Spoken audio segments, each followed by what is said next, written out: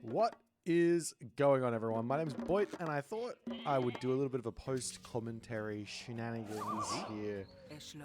I just took on one of the top 3 players currently playing Age of Mythology Retold in Recon.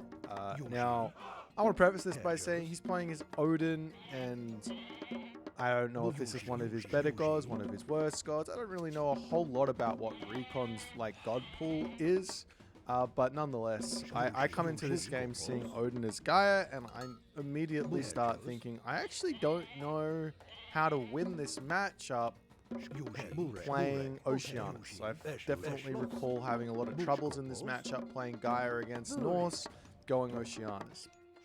So I'm sitting here in the early game, just trying to think, what other options can I potentially have? Can I go for a fast second town center, maybe a fast heroic? Is there any other options here? I rule out the fast second town center on the fact that I can't really guarantee myself to be able to get this one. There is a build that I've come up with which against most civilizations guarantees me to get the town center up, where I go for an extra hero citizen, I place Sky Forest around my citizens to block up the position, and I drop the town center behind those Gaia forests. But yeah, against Odin, Freya is going to come through. That's Forest Fire, and that means a big no-no for that idea. So effectively, I have to rule that one out. Fast heroic could work, but it's incredibly cheesy, incredibly risky, and I don't want to be going down that route. So I decided in the end of this sort of thought process, well, if Oceanus isn't going to work for me, maybe Leto will. So it's time to go into a little bit of limit testing and seeing exactly what you can get away with going for something just a little bit off meta, so to speak. So lately I've been having a lot of fun with Atlanteans going for early 3 oracles, an extra 3 oracles to come out. As Gaia, I don't think I can realistically defend these oracles, so it is, I would say, somewhat of a cheese. Like, it's an eco cheese to some degree. If my opponent catches the oracles out and kills them, then I'm severely behind. If he doesn't catch them, then I'm in a really, really good position. As Kronos or as Oranos, I got Prometheus, so I can heroize the oracle and keep it alive versus early myth unit pressure. Or as Kronos, I can time shift manas next to my oracles such that my opponent really needs a heavy raiding force to actually kill them. Nonetheless, we're going to go down this route, and we're going to be going for Leto and a whole bunch of extra oracles to come through. I go for a relatively late advance time. I don't think I dropped the economic guild here. No, I didn't. No economic guild, and I'm just going to start getting my oracles out as I'm advancing. I'm putting them in the corners of the map to just try and keep them out of sight, out of range, out of any. I just don't want him to see them. And obviously, like, I'm very well aware that if he spots these oracles, they're most likely going to die. And if they do die, I'm going to have to rebuild them. There's not really another option here going through Leto. Like, Leto gives me next to nothing in terms of an advantage there. I make a big mistake moving that oracle. I'm not 100% sure he saw that. I was like, he may have seen it. Let me just sneak it away. And then I think I just walked into his line of sight there. If he missed me there, it would have been fine. I could have actually wandered down into the back corner of the map there and maybe been okay. But yeah, going to lose 1 oracle early on, but losing 1, going down to 5, that's okay for now. I've already got 22 favor in the bank. I'm already going to start pumping out automatons. The automatons here early are to defend my my oracles from Valkyrie raids, from Ulfsark or Berserk raids as well. Now, I can, and I already have started using my Spider Lair here to defend against like small human unit raids on my oracles. You can place them down to make that happen, and you can kind of be okay against some early raids with that. So it is kind of a way to play Leto, and there's not a whole lot of risk there early on. But yeah, obviously if they send more than 3 units to kill your oracle, it's not going to be all too good. But definitely, yeah, on cooldown, this spider lair can be used to defend yourself on sides and things like that. I mean, there's the other option is to just immediately start heroizing your oracles as well, and that way you can defend against the Valkyrie, and you can second do that in the back corner. And I don't think the line of sight is all too amazing there, as he does miss that one, and I can start preparing to defend against this early Valkyrie pressure. And the one thing that I know playing automatons, I've already sort of limit tested them just a little bit, is that early on, these aren't very good. They're really not. I'm moving my oracle into the corner here. The Raven has got very, very small amount of line of sight, so I actually know that he's not going to be able to see my oracle unless he's basically right on top of it. So we're all good. But yeah, I should be putting my spider lairs down. You can see how much favor I've got in the bank. And with 2 hero oracles now, they actually start becoming really, really good. With Leto, you've got this technology called Prophetic Sight. And then once you go through Rhea or Thea, you get another technology, I believe, which can boost your oracle's favor gather rate even more. And if you've then got hero oracles on top of that, I think they can get up to somewhere between, I think they can get up to 0.12 favor a second, which is a lot. So now at this stage, I haven't seen him pressuring me. He hasn't shown me what he's doing, so I'm somewhat concerned. I know that there is a world here where, as there we go with that next spiderlet, there is a world here where he can go Mass Herser and make my life really, really difficult here. Mass Herser will absolutely obliterate me, but I've already committed into this, and I just have to somewhat hope that he's going to go for something else early on. If he goes for them later, I mean, there is an argument here that I can just bank this favor, throw down 3 temples later, and then produce them if I see no Herser. And if he goes Mass Herser, I can just go for Mass Murmillo, or even add in a couple of Caraballister as well. So it's maybe an unnecessary risk to do this, but also it does take time to set all this stuff up. So on one hand, I can kind of see a route past Mass Herser. On the other hand, if he doesn't go for Mass Herser and I don't have these automatons out, I'm going to get run over. So it's a little bit of a I'm kind of stuck here and I really need to scout him out. So I can move forward here and stop making the automatons if I see Mass Herser as well at this point. If I see the Mass Berserks here or anything else, I can go for anything else. So I move forward, see a wall. Probably shouldn't attack this wall. Probably not. Probably a better idea to go for something else here. One other thing I think is I can't remember if I got my upgrades, but anyways, I see a gold mine, and this is another really, really good usage of Spider Lair, and that is using it on enemy resources. This is a usage here that your opponent can't get rid of. There's no way to limit this line of sight. It's going to be there. It's effectively spy on an area for the rest of the game unless they sacrifice 3 units to kill it off. And it lets me see the position. So this is one thing that makes this Spider Lair actually unreasonably good in a very, very small way. I say unreasonably good just because it doesn't feel like there's a fair counterplay to this to like limit that line of sight. I'm just going to have map hacks on that location for the rest of the game effectively. Now I'm in Recon's base here and I don't really see any units at the moment. So I'm like, oh, he's going for a fast heroic here or he's going for something. I have to get damage done. Now luckily now I see his Berserks and I go, all right, well at least I see that he's making units and I can rule out a fast heroic and I can pull back. I do take a little bit of damage here from the town center and the towers and everything, but I've done enough damage to his economy here that I'm actually kind of happy that I walked forward. And now I have to start thinking, okay, his army is there on the right-hand side of the map. What else is over there on the right-hand side of the map? I do see a gold mine over there, and I got to go, all right, well, what's happening? I also did have some goats somewhere on the map. I'm not sure what I was doing with those. I think maybe I put them onto the gold mine, and I did. I put them on the gold mine, and then I control grouped them, right? You see up in the control group, trying to remember what I was doing. if you put goats onto a gold mine and then you put a control group on it, if your opponent moves into that location, the goats will convert over to them, and then the control group will disappear. So all you have to do is kind of be watching that control group and seeing if it's there or not. And now we decide to take a fight here. I can't run with these automatons. They're too slow. If I run, I lose. He casts Forest Fire, I move my dudes. If I win the fight, I win the fight really hard because I can bring all my automatons back to life.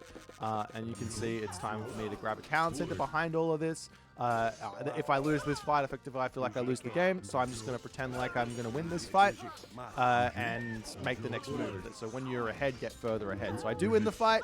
He pulls back, and it's time to just repair up those automatons. I do not need to chase him because I know that he's retreated away from me. He doesn't want to take a fight. I'm going to get my automatons back. So yeah, I win the fight. I now drop the town center. I still don't know if he's on a second town center or not, but I'm kind of under the assumption that he has grabbed one just on the fact that he's moved from that location with a whole bunch of units. It kind of makes a lot of sense. I spot his villagers over here. It's a really nice wall for him to use as a retreat path. He's going to try and get a couple of kills here, but I'm going to bring enough units to say, please go away. I would like to kill you on this spot. But yeah, got to get my automatons back alive before I go for a big chase. And I also have this retreat path here through this wall, so if he wants to chase me, I'm all good. And he is now starting to build those Hersir out, but it is too little too late. I have 17 automatons, which means he effectively needs around 17 Hersir to deal with this. And I've also got my Murmillo to block up in the middle of the thing. So I'm feeling really, really good about this. I probably should just go to the next age, but I've screwed my macro up a bit, and I've got a lot of gold income here that I'm not going to be able to spend. I've got this gold income just for the fact of I want to build more automatons, but I should be just taking like 6 villages off of gold at this point probably, and just chucking them onto wood and getting prepared for a farm transition here, and maybe dropping the 4th town center behind all of this, because I'm not going to get to the heroic age anytime soon. Except that's kind of my feeling on it. It's like if I don't have a whole bunch of food remaining, then it's better to just grab town centers and throw farms down than just try and wait for it. I could throw a market down and buy food. That's another option. And then I finally decide to make that fix on my economy. And now we're going to do a little bit of the dance here, where my opponent goes to one gold mine and then goes to the next gold mine, and we just have to do this now.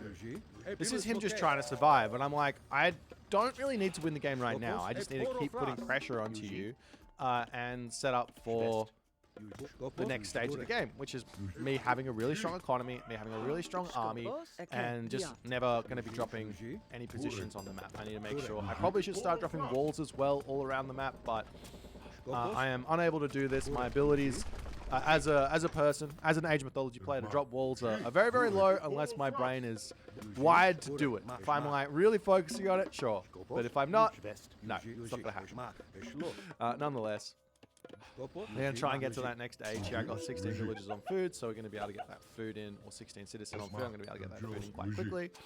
Armory is up, and I can see that he's still building units, so this is obviously really good for me. He might be cutting some population in an effort to get to the next age, but we'll have to kind of just keep putting pressure on, hit both of his gold mines. I see he's back onto this gold mine here because of my spider lair, so I can just come in and hit that. I think I've got a spider lair on the top gold mine as well, so I'm just going to know. I've still got my goats on the bottom gold mine, so there's not going to be anything wrong with that. And that was kind of a bad spider lair there. Nonetheless, we're just going to chase him away, and he now has a lot of Hersir, and I have to be a little bit careful taking these fights because he's probably going to win this one without me having... I mean, I've got enough Murmillo here, but I think it's better to just retreat back and just wait out the heroic age, get the boost onto my automatons that come from that, and maybe even start thinking about transitioning away from automatons into Stymphalian.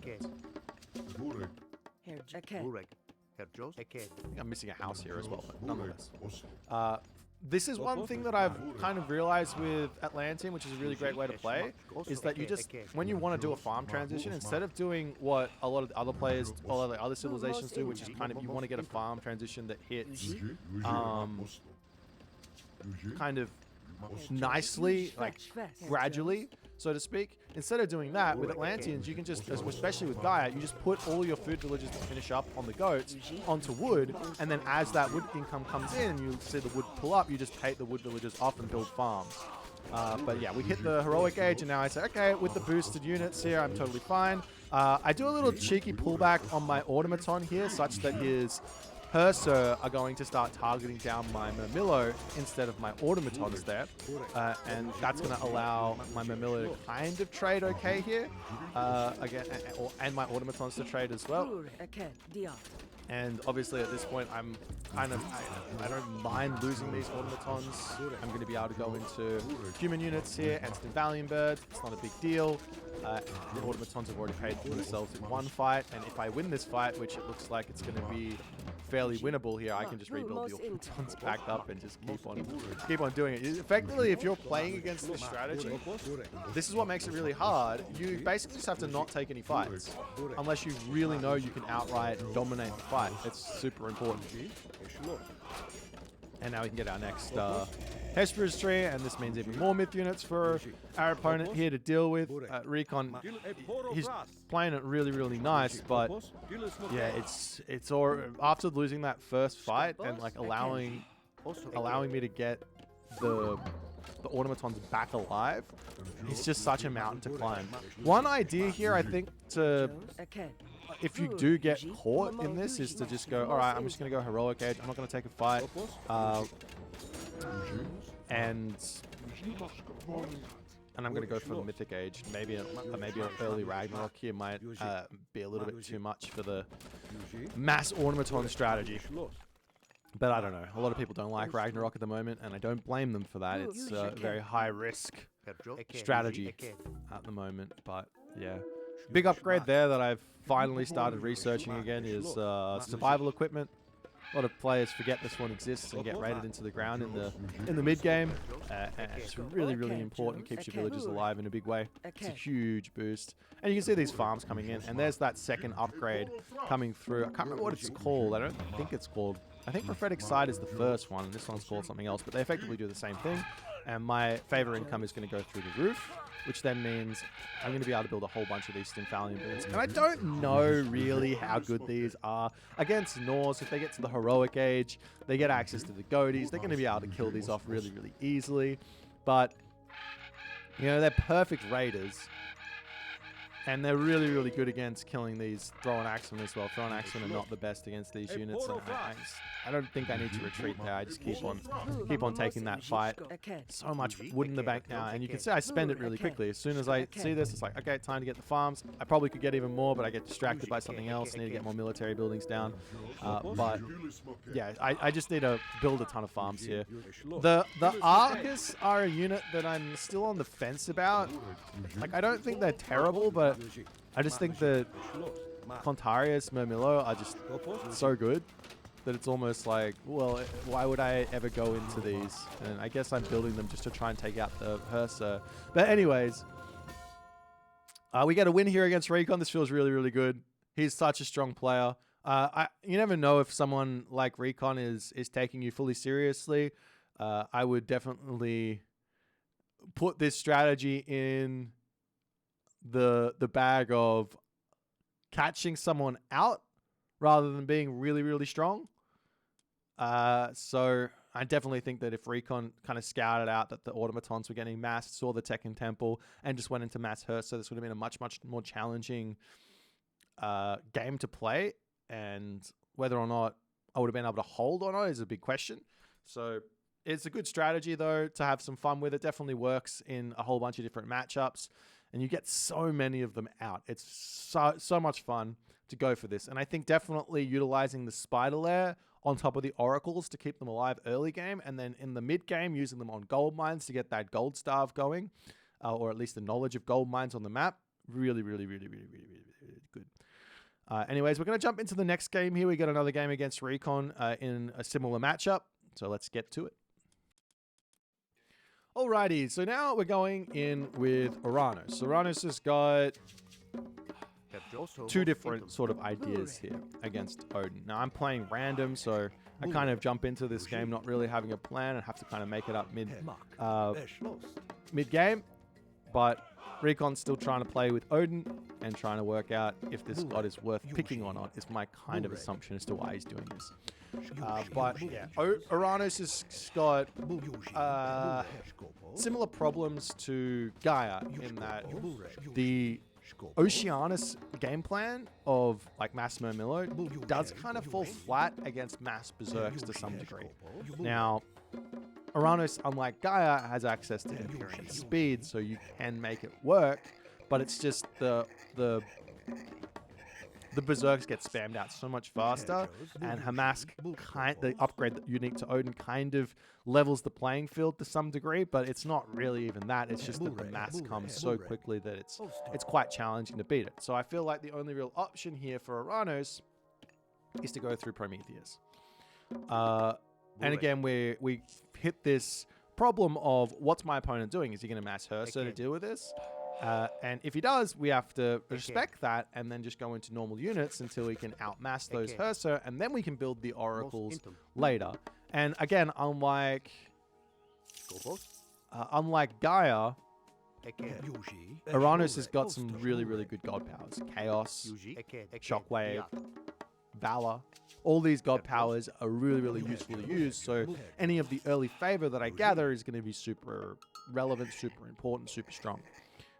So now you can see the way that I do this wood income here. This is my kind of Oracle Boom build order. If you guys want it, effectively you just have to make sure you get enough wood and first, and then you put your mana and temple down with that wood villager, then you put it over to gold, and then you just start building oracles. You can get out 3 oracles or 300 resources and get yourself a sub 4 minute advance time with this build. I think it's really strong.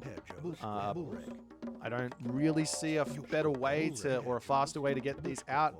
You can even get yourself Oracle Hero instead of a 5th, or instead of a 6th Oracle. That's a completely good way to go, and you can pick up a relic if you like the relics on the map. Generally, there's something good there, so I would recommend doing this. My Armor of Achilles here is going to be huge because it then means that my units are going to be able to survive against his Berserks and against his Hersa quite well. Now, if he decides to go into anything else, it doesn't matter. I'm just going to be able to build Prometheans. Prometheans counter every single human unit, so I really don't need to worry. I actually think there's a world here where if you see that Secrets of the Titans tech, or relic, you can actually get that back to your temple before you need to advance. Now, unfortunately, I didn't see it quick enough, or I didn't notice it, so I'm not going to be able to get that 40 resources off. Would have been nice, but no, I'm not going to be able to get it, and I go, all right, we're not going to build another villager and try and go for full greed here. It doesn't matter. But yeah, we're going to get the extra oracles out, and we're going to open up with Terma and Promethean to kick the game off. Now, this does play into the Mass Herso, like I'm saying, so you do have to be really careful and really quick about it. I think you can build yourself some Caraballister, worst case scenario, and zone the Herso, because they're going to be really slow as Odin. But yeah, definitely Murmillo are going to be the transition point, but luckily you can kind of make that happen. You can make that transition really easily if you do notice that the Herso are coming out in a big way. We see that Bridle of Pegasus there as well, so I'm gonna grab this one as well. So I actually go super greedy, and I'm actually effectively going up to 7 oracles with the double Oracle Hero. So the Oracle over on the left side of the map, I see that gold mine there, and I'm like, this is a bit of a risk. If I sit here and he spots me early game, which is possible, I'm gonna lose that Oracle. But if he doesn't, now I've got line of sight on that gold mine for the mid game, and that's gonna be huge. So yeah, that's what we go for. Immediate alluvial clay here, and put that Promethean on the back of my base because I got my villagers over there. And I know that a Oracle, Valkyrie can come through and cause me a lot of problems on this spot, so I just want to be ready on the back there. I don't really care about anything else. I got myself my units, and he's coming forward to...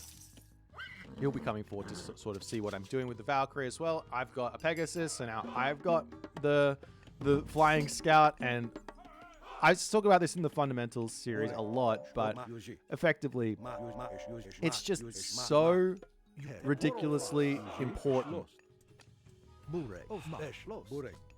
to have scouting. If you know what your opponent's doing, like, you just have so much power. Just as an aside, like I hear people like other top players talking about this a bit, and maybe we can go off on a tangent for a little bit here, but there is a quote-unquote meta, which would be, if anyone doesn't actually know what that means, effectively it's the best available strategy. But in Age of Mythology, even the best available strategy has got counters. So I don't think that there is a meta in the sense that you just pick the best strategy and then you do that and then you win. I think the meta is you scout what your opponent's doing and you pick the best available counter to what they're doing. I think that's the meta. So there's, it's all in-game, it's all decision-making, and yeah, I think that's really, really important to have in the back of your mind if you want to be getting better at this game. And now you see how much Oracle shenanigans we've got here. It's so crazy, insane how much line of sight I get around my base. So there's not going to be any way for Recon to sneak in here with any raids. I still haven't really seen what he's doing with his army. There we go. I see the raiding cavalry on the left side of the map coming for me. So I'm like, okay, now I'm totally fine, and I'm actually going to stop building these Terma for a little bit, and I'm going to start getting myself some catapulties as they completely break the raiding cavalry. There's just no point in making Terma until I see, or any more Terma until I see the thrown axemen, and even then, Promethean are going to be able to beat those for me with Shockwave. I see him on that back hunt, and I go, I don't mind him being on back hunt. I don't, like, people can get a little bit stressed about Norse players getting food, and I'm like, well, so long as my army is getting really strong here, I don't really mind. I'm a little bit worried here that he's going to be able to hit my villagers down the bottom, so I'm just going to drop some manners on there so that I can be completely safe from that. A little bit of a defensive resource in a way, but he does decide to leave, so happy days there. And I see even more raiding cavalry coming in. Now, I've got to be really careful with this Oracle on the side. I think I've made a bit of a mistake here. It's a little bit of a resource sink to do this, but I think it's super important. And that is, build your manners near your Oracles. Even as Oranos here, you see where the Oracles are all placed. It's not that much of a resource sink to just move to the corner there and drop a mana for him to live in. Like, and then he's never going to be able to get that raid, and he's never going to be able to slow me down. And now I'm down to 4 Oracles, but I've still got 60 favor. And this is because Oranos has got a ridiculous favor generation rate.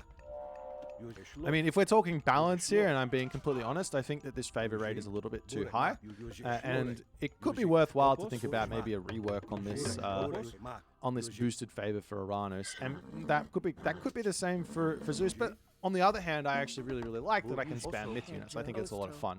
I love myth units in Age of Mythology. Let me know what you guys think in the chat about like how many myth units you can actually manage to muster up, especially with like Oranos, Zeus. I guess the Atlanteans as well, Gaia and Kronos. Even like Norse players, you can notice that in the middle of the game, I think I might check out the post game after the fact, and you'll see how much favor the Norse player gets. It's actually quite a lot, especially like for Odin. He's got that boosted favor gather rate with his Great Hall units, and he can actually get quite a bit there. As Recon's trying to push forward, and just a handful of units are able to make him go away. I've got to get over here and defend my mana, but I also want to come forward and prevent him from getting walls up. This is why I'm building these units. I'm building these units because the best time to go and attack my opponent is when he has to fight me. If he can just retreat away from the resource, then I don't really want to go there. So I don't really care about the food. All I care about is the gold mine, where he has to be. And this does give him a lot of time to kind of decide about what sort of strategy he wants to go for to beat me. But so far I've seen him, I haven't really seen any Herser. And okay, he's also raiding me, and I'm like, okay, I got Shockwave here. This is such a nasty use of Shockwave. He's also getting raids on me, which is what it is. I can't do anything about that, but I can just walk into his base here and cause a lot of problems. But yeah, Shockwave onto villagers.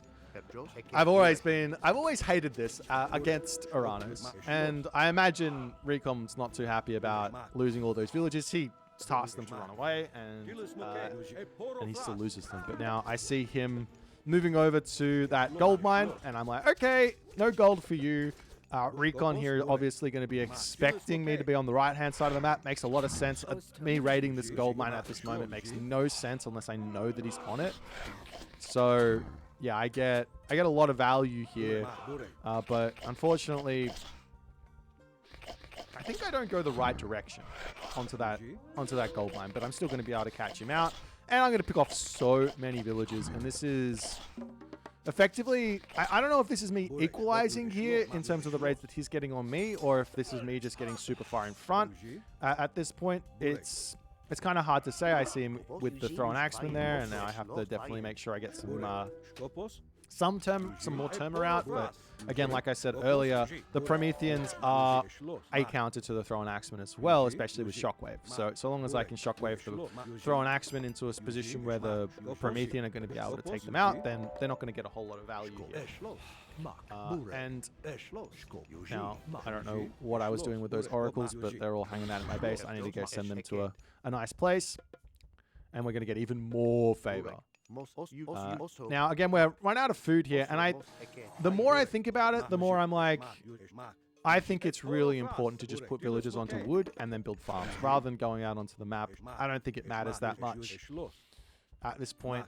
Nonetheless, I see him here, Mythic or Heroic Age, and I'm like, okay, it's time to go. If I give him enough time to build Goaty here, the Goaty are probably going to be able to take out my Promethean a little bit too easily. So unfortunately, unlike last game, I don't have that opportunity to wait for Heroic Age before I take my fight.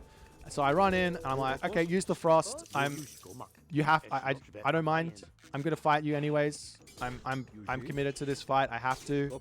There's not really another option here. So yeah, look at this Promethean. He does not take damage. I don't need to run him. I just need to keep fighting. He does not take damage against those thrown axemen. He's got so much armor. Recon going to be throwing up a wall here, and I noticed that my gold situation is very, very nice, so I do not need to put villagers onto gold just yet. But I do have to start thinking about it onto the sides of the maps.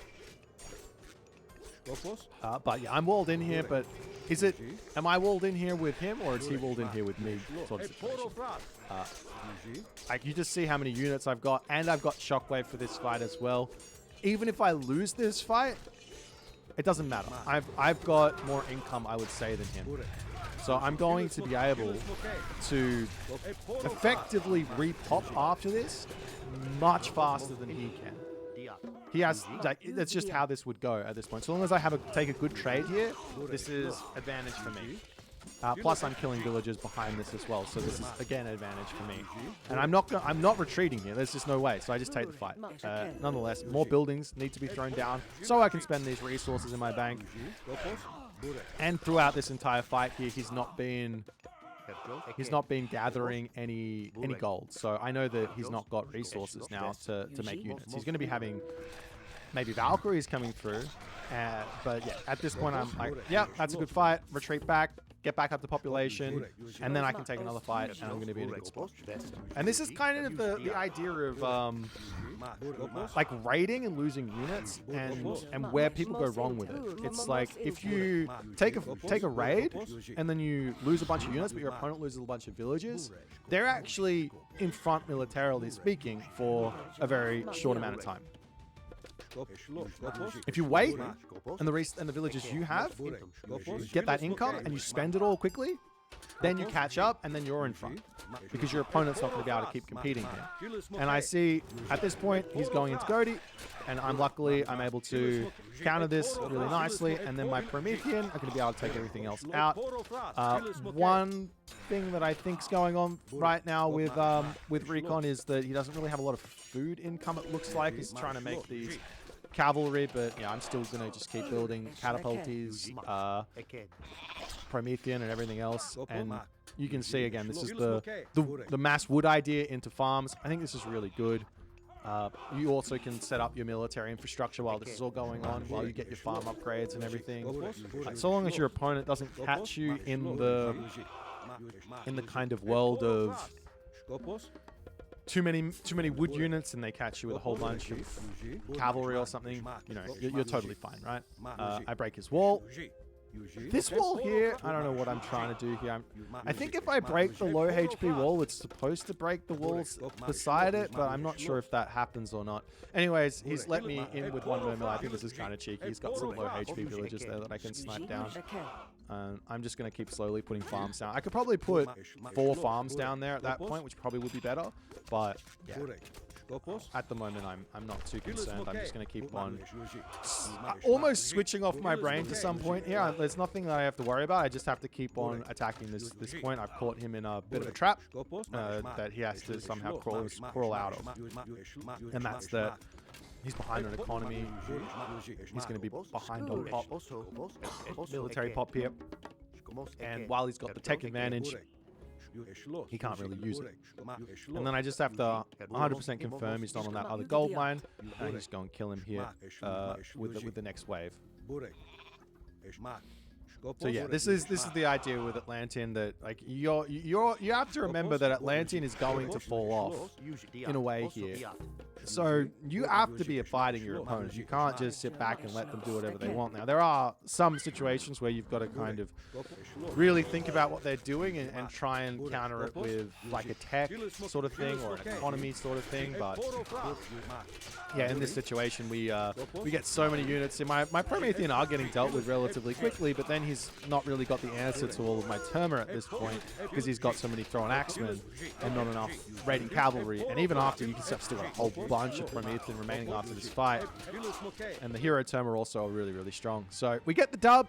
We beat Recon. Yes, I will definitely say that Recon in these games gave me a little bit of an edge in that he is going for Odin. Now, I mean, I was playing random and I get lucky getting my Oranos, and to some degree I get lucky with the Gaia as well. I think Recon was maybe limit testing a bit. He definitely can just go for Hersa, opening that up, and I maybe have a better game. I'm not sure who wins that in that matchup, but